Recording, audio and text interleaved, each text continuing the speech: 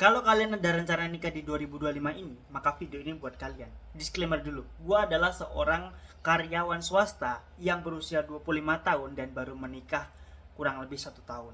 Nah, di sini gue mau sharing tentang bagaimana 7 realita yang jarang dibahas tentang pernikahan, yang gue pengen ketika kalian mempersiapkan pernikahan atau ada rencana untuk lebih serius lagi dengan pasangan, itu kalian gak terjebak di yang namanya realita-realita yang diciptakan untuk kemudian menghantui kita semuanya.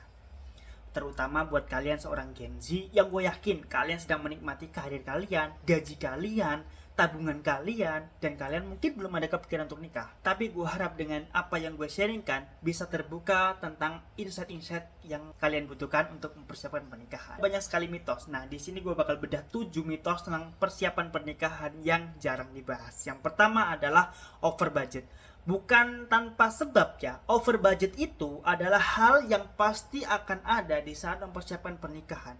Gua dulu mempersiapkan pernikahan, budget awalnya itu cuma 50 juta karena gua memilih untuk intimate wedding. Tetapi aktualnya bisa sampai ke 80 juta alias membengkak 30 juta lebih daripada budget awal. Nah, kalau misalkan gua nggak mempersiapkan secara keuangan, maka bukan yang namanya pernikahan yang terjadi, tetapi justru dibumbui dengan penyesalan. Benar kan? Makanya ketika kalian tuh mempersiapkan pernikahan, persiapkanlah juga dana daruratnya. Kalau kalian belum punya cukup tabungan untuk menghelat atau memberikan acara yang kalian impikan, maka setidaknya nikah di KUA itu nggak apa-apa banget kok, asalkan kalian kuat-kuat mental. Apalagi sekarang kan lagi ngetren tuh yang namanya nikah intimate wedding, nikah yang diundang cuma sekitar 100-an orang, itu pun juga dari keluarga dan lebih kerasa. Cuman masalahnya buat kalian-kalian yang masih tinggal di daerah, gue yakin itu susah dilakukan, apalagi kayak gue yang hidup di daerah Jawa. Yang kedua adalah konflik dengan keluarga berkaitan dengan ekspektasi. Ekspektasi memang kadang itu membuat kita itu terjebak,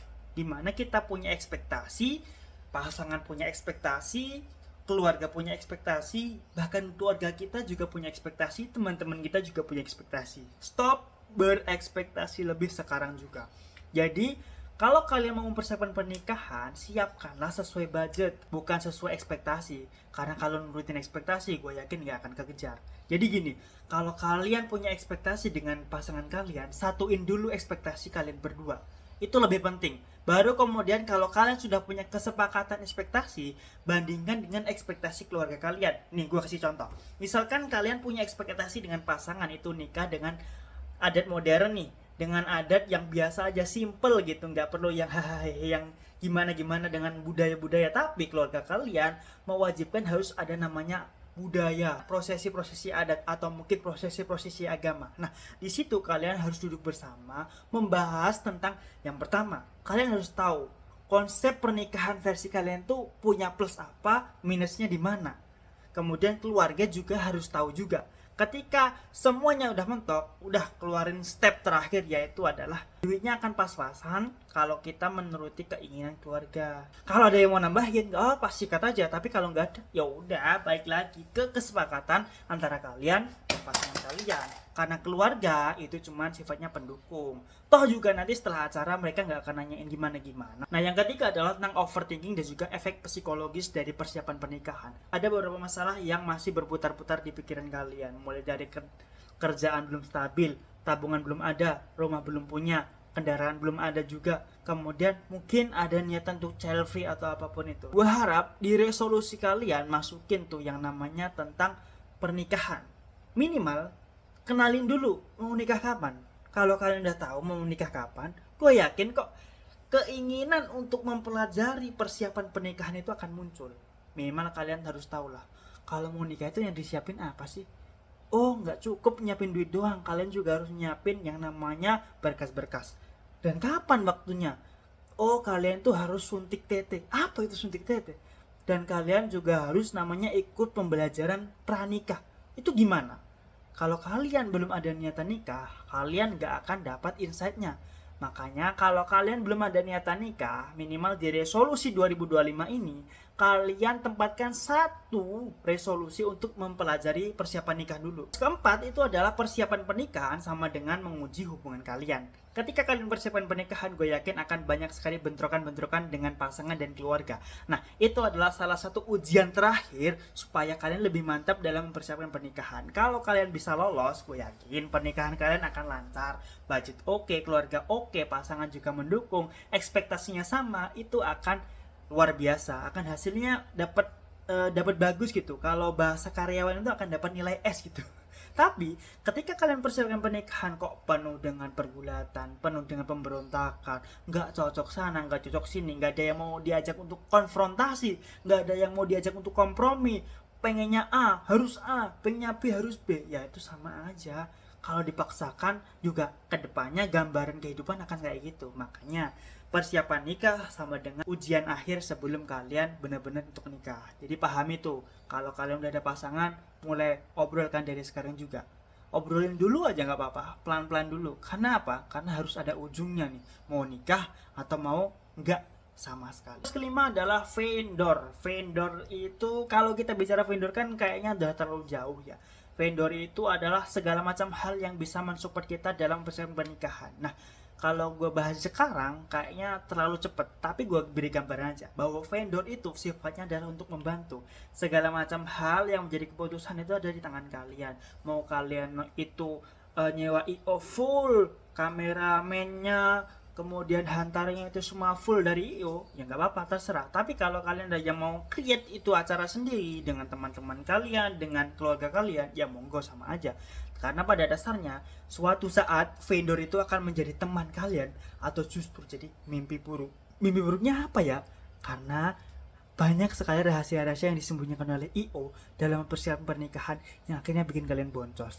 Gua akan bahas di video selanjutnya. Tapi subscribe dulu. Nah, sampai juga di mitos yang keenam adalah tentang realita versus dengan hari H. Realita kalian kan ketika hari H itu ya udah gitu, nikah, ijab kalau kalian beragama muslim, beragama Islam, ijab, kemudian disaksikan oleh banyak orang, keluarga kalian sah. Akhirnya apa?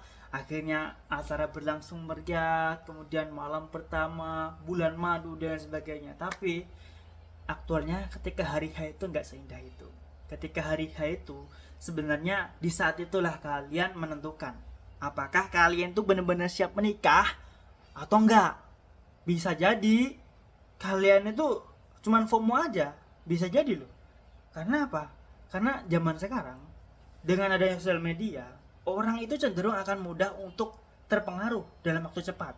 Makanya kalau kalian mau video ini dan belum ada rencana nikah, jadiin video ini sebagai salah satu eksperimen kalian, salah satu insight kalian untuk kemudian suatu saat ketika kalian nikah, kalian udah mempelajari belum tentang 7 mitos atau fakta menarik di dalam pernikahan, persiapan pernikahan ini.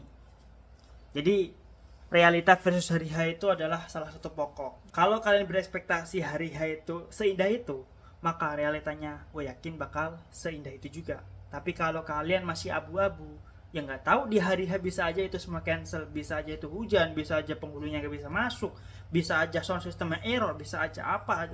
Tapi ketika kalian mempersiapkan dengan baik, gue yakin acaranya akan berlangsung baik juga. Karena 90% persiapan akan menentukan 100% acara itu berlangsung lancar. Nah, mitos yang ketujuh atau yang terakhir adalah banyak orang yang fokus pada acaranya pada hari H, akhirnya lupa dengan setelahnya. Gua di sini juga termasuk yang blunder juga sih. Ketika itu gua terlalu fokus tentang bagaimana persiapan sebelum nikah. Gua udah deal sini dengan vendor, gua udah siapin apapun itu, sampai akhirnya gua lupa bahwa after nikah itu ya kita juga tetap harus keluar duit lagi, keluar budget lagi. Entah itu kalau misalkan di kampung nih ada budget namanya kita pinjam alat, kemudian ada juga budget kita ngasih ke saudara, gitu-gitulah. Nah, gue harap sih kalian gak berpatokan dengan uang yang kalian dapatkan dari kotak. Gue harap kalian mempersiapkan dari sebelumnya. Jadi gini, kalau kalian mempersiapkan pernikahan, rumusnya adalah 50 juta itu untuk acara. Nah, 30% kalian harus siapkan untuk dana darurat sebelum dan juga setelah acara. Karena mitos itu nyata adanya. Gue juga udah ngalami. Makanya kalian kalau misalkan masih bingung, apa sih ini pembahasannya mau dibawa kemana sih? Pembahasannya sih lebih ke 7 mitos yang jarang dibahas orang. Kali ini gue bahas dan ternyata relate. Nah, gue bakal kupas satu-satu tentang persiapan pernikahan di video selanjutnya. Jangan lupa like dulu, jangan lupa komen dulu, subscribe juga kalau kira-kira video ini bisa membantu kalian. Atau jika kalian merasa video ini bermanfaat, share ke teman-teman kalian supaya banyak orang yang lebih terbantu dalam persiapan pernikahan. Karena pernikahan itu sekali untuk selamanya. Terima kasih.